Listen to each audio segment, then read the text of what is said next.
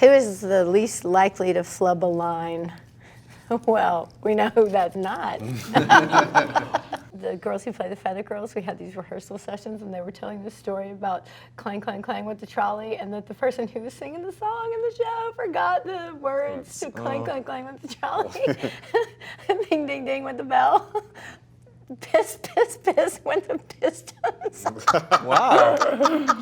It's a pretty good thing to just improvise at the moment. It's colorful.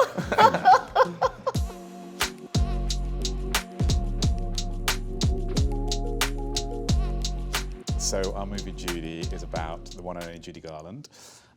It's mostly about a set of concerts she gives, an extraordinary set of concerts she gives in London towards the very end of her life. But it also touches on the beginning of her career with Wizard of Oz. It felt like a collaborative experience from the beginning, and it was all of us together, and it felt like it was Rupert called it mining for treasure, and it felt like it was perpetually in motion. It was always moving, and we were always digging and looking for things, and the materials of her legacy were surrounding us all the time. There was her music and her voice and the audio recordings, and we were looking at video footage all the time and reading the books and biographies and the autobiographies of the people who knew her best, her family.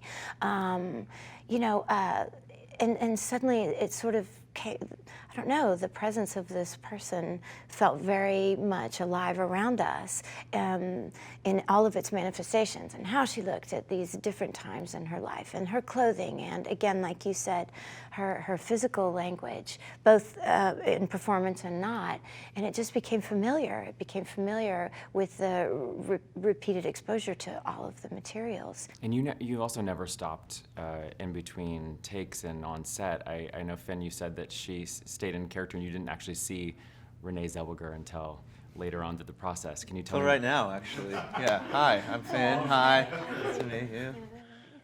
Yeah, it was very cool to be part of the process and to see you inhabit her, but also it didn't feel like a struggle ever, or like Rene was never like, I'm going to go into my dark corner and become Judy, and I'll see you in an hour. You know, it was like we were always kind of immersed in it, and we were always kind of finding it together, and I felt very welcomed. You know, I could have been some cog in this tour de force performance, but I didn't feel like that. I felt like we were making a movie as a group, and that's what I think kind of makes the movie more than just like your average biopic, which is like I was born here and I grew up here, and then it's like we're like honing in very, very intensely on this one chapter of her life, and to kind of be able to shed all of the other stuff and know that the rest of life has happened and have that as your research, but then be able to like really fine tune the moments of this exact time in her life. And to be a part of that was, I think, a very unique thing. It was well said. And this is also not an average biopic because, you know, it's one thing to step in the shoes of Judy Garland, but to sing Somewhere Over the Rainbow is also a really ambitious move. What did you do? How did you do that and pull it off in the way that you did? All that was Rupert, because if I could have gotten out of it, I would have. He explained it really beautifully about performance and the connection that Judy had with her audience, and how he felt like that this story and this moment illuminates a lot about the cost of performance and what that relationship that Judy had specifically with her audience was about, what it meant to her.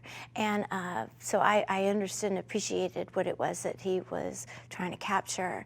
And that song in particular, when he talks about it, and he should, because he speaks of it so beautifully about how it speaks to all of us in a different way, and how we have nostalgic feelings from childhood attached to that song, and the meaning of it, and the hopefulness in it, and how throughout Judy's life it came to mean something and represent something different as she weathered life's challenges and struggles. And to me, that moment is sort of like the culmination of her experiences until that point. And when you consider what's happening in her life at that time, and that she still maintains that hope, it's just of a different color. hearing those words and that music again in that context, to me, is just so deeply moving, and that she still has ownership of it, but in a different way. And then you come to understand the circumstances of her life in that period, and you feel that song differently too. You feel that, wow, there's this undying hopefulness that has just transformed in a way and become bigger, because in spite of all this, she continues to carry on.